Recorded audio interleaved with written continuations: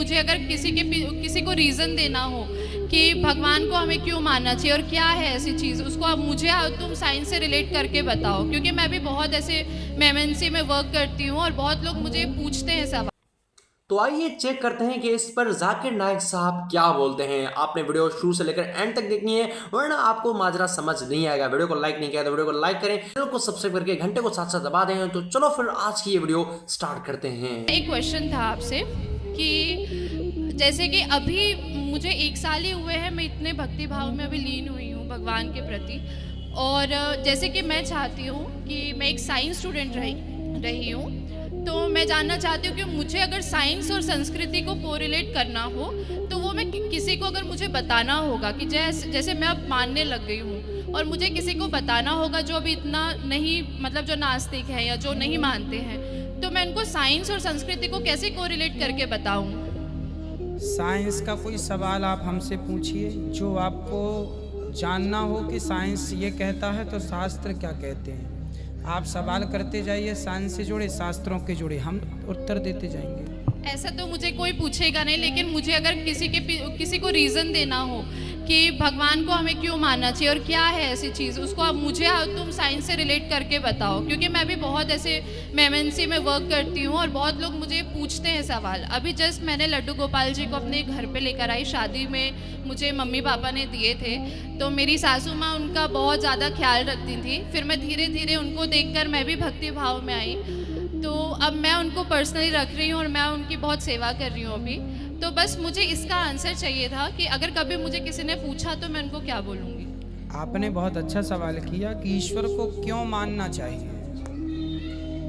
देखिए, एक उस व्यक्ति से आप मिलें जो ईश्वर को नहीं मानता, फिर वो सत्संग से जुड़ा और ईश्वर को मानने लगा, तो ईश्वर के ना मानने में और फिर बाद में मानने में उससे पूछो कि क्या अंतर है, तो वो बताएगा कि जब नहीं मानते थे तब परेशान थे, अशांत थे, पर मानने के बाद, ईश्वर को महसूस करने के बाद मन को शांति मिली।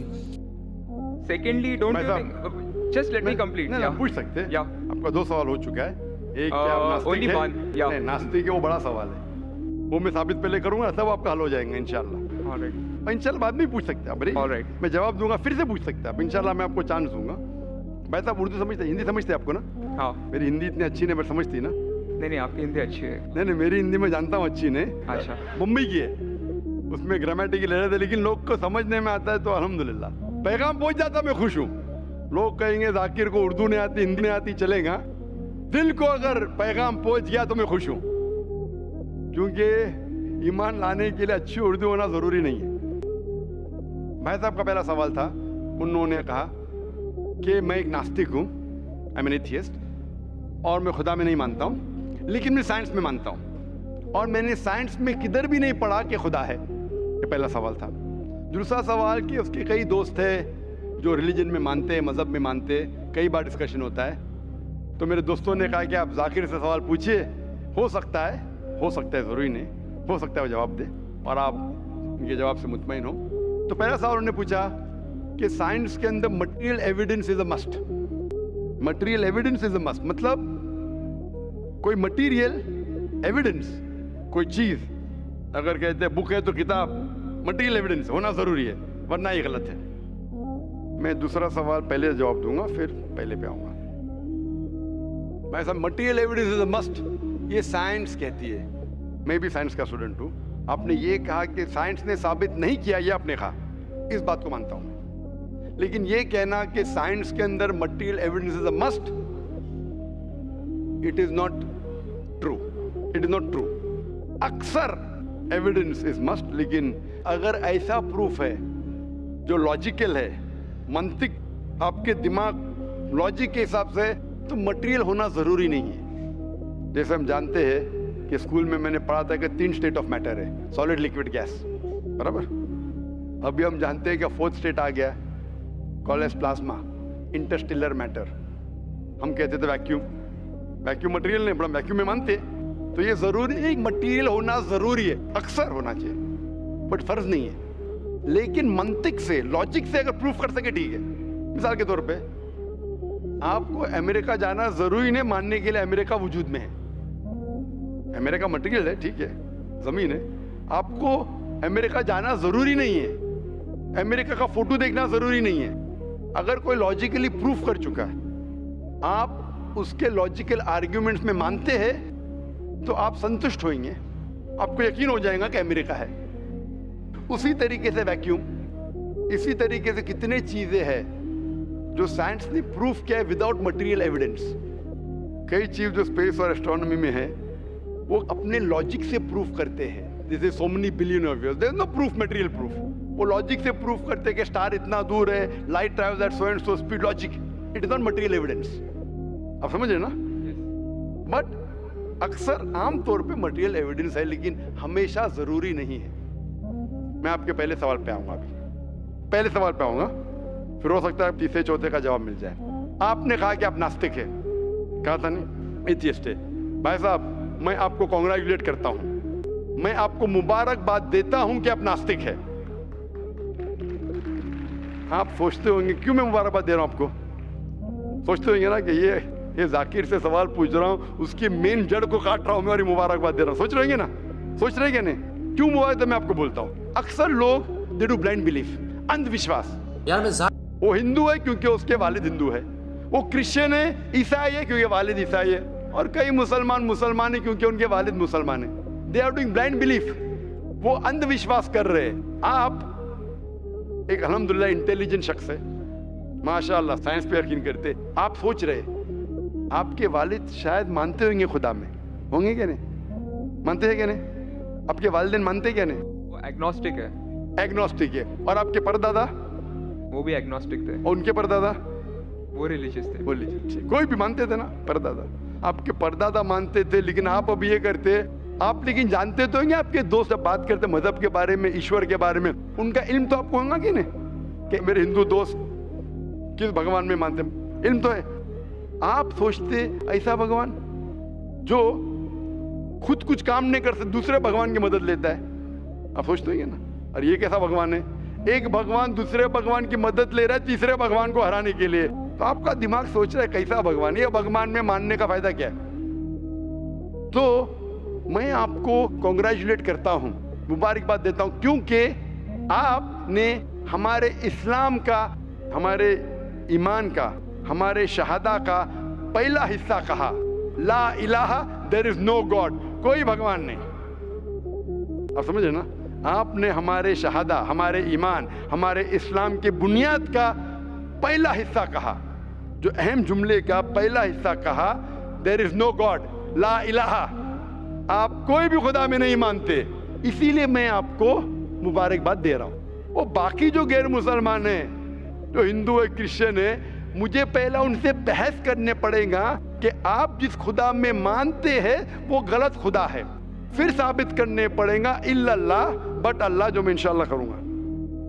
डबल काम, आपके लिए आधा काम मेरा हो चुका है, आप समझे ना? इसीलिए आप के साथ मेरा आधा काम हो चुका है, वो क्रिश्चियन को पहले साबित करने पड़ेगा, अरे भाई साहब ईसा अलैहिस्सलाम खुदा नहीं है, मेरा वक्त जाएगा। हिंदू को बोलने पड़ेगा, भाई आप जिस भगवान में मानते, ईश्वर में मानते, मूर्ति में मानते, गलत है। आप तो पहला पार्ट कह चुके हैं हमारा, मानते हैं, दूसरा पार्ट बट अल्लाह, इंशाअल्लाह मैं आपको साबित करूंगा। मैं आपसे सवाल पूछना चाहता हूं, आप माशाअल्लाह साइंस में मानते हैं, मैं भी साइंस में मानता हूं, आप साइंस पे यकीन करते हैं, अल्हम्दुलिल्लाह, मैं भी लिमिटेड जहां तक के सही है मानता हूं। मैं आपसे सवाल पूछना चाहता हूं कि अगर एक चीज अगर आपके सामने लेके आऊंगा मैं, जो कोई भी इंसान ने कभी भी नहीं देखा, पहली बार कोई इंसान देख रहा है, और मैं आपसे पूछूंगा कि इसका मैकेनिज्म, सबसे पहला शख्स कौन बोलेगा? ये चीज may be computer, may be something out of the world, something absolutely different, पहले बार जिंदगी में कोई इंसान देख रहा है। मैं आपसे पूछूंगा इसका मैकेनिज्म सबसे पहले कौन सा शख्स कहेगा? आपका क्या जवाब है?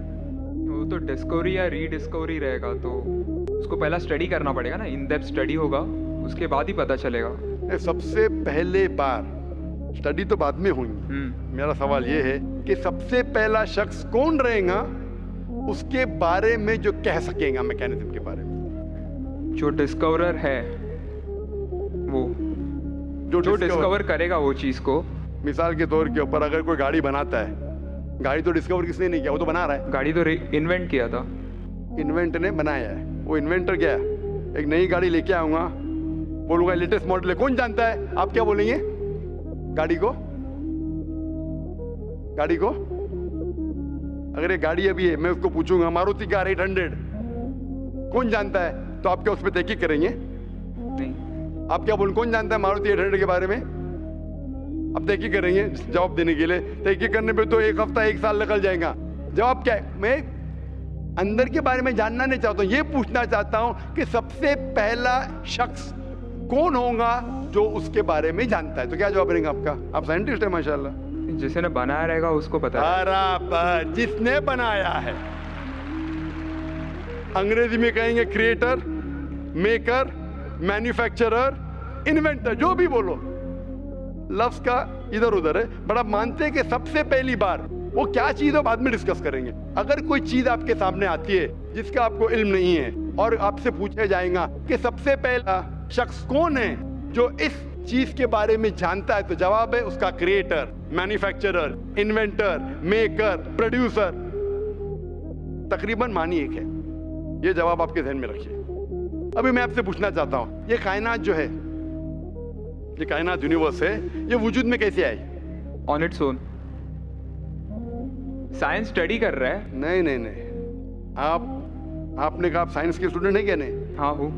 Big bang, actually big bang theory में मानते हैं। Big bang today is an irrefutable proof for the scientist. There may be some people differing, ऐसा डिफरेंस ऑफ ओपिनियन सब में है, सब चीज में डिफरेंस ऑफ ओपिनियन है। But tomorrow if someone can come up with a better theory and he can prove big bang is wrong, someone comes up, वो कल की बात है। आप तो बोले science advance. Age of today we believe in Big Bang. आज के हिसाब से, कल क्या होगा छोड़ो ना, कल क्या होगा छोड़ो, आज के हिसाब से, आपके इल्म के हिसाब से कायनात कैसे वजूद में आई? Big bang theory. Big bang theory. ये बिग बैंग थियरी मतलब first there was a primary nebula, there was a big bang, a secondary separation give rise to galaxies, stars, suns etcetera. ये बिग बैंग के बारे में पता कब लगा? कितने साल पहले आपके हिसाब से? कुछ आइडिया है? ईयर तो नहीं पता। नहीं, तकरीबन कितने साल पहले? तकरीबन? No idea. तकरीबन एग्जैक्ट नहीं पूछो, तकरीबन। मुझे या ह्यूमैनिटी को? ह्यूमैनिटी को। आपको नहीं, आपको पता चलेगा जब आपने पढ़े। पर उसमें ये भी पता लगता है ना, सबसे पहले किसको नोबेल प्राइज मिला, कौन से साल में मिला, पता है तकरीबन कितने साल पहले? No idea, maybe 30, 40, 50 years. बिल्कुल सही। 30 बोलो, 40 बोलो, 50, मैं आर्ग्यू नहीं करूंगा। मैं आर्ग्यू नहीं कहूंगा, सही जवाब तकरीबन 40 साल है। लेकिन 30 बोलो मैं आर्ग्यू नहीं करूंगा, 50 बोलो आर्ग्यू नहीं करूंगा, 60 बोलो आर्ग्यू नहीं करूंगा, लेकिन 30, 40, 50, 60 इयर्स बराबर।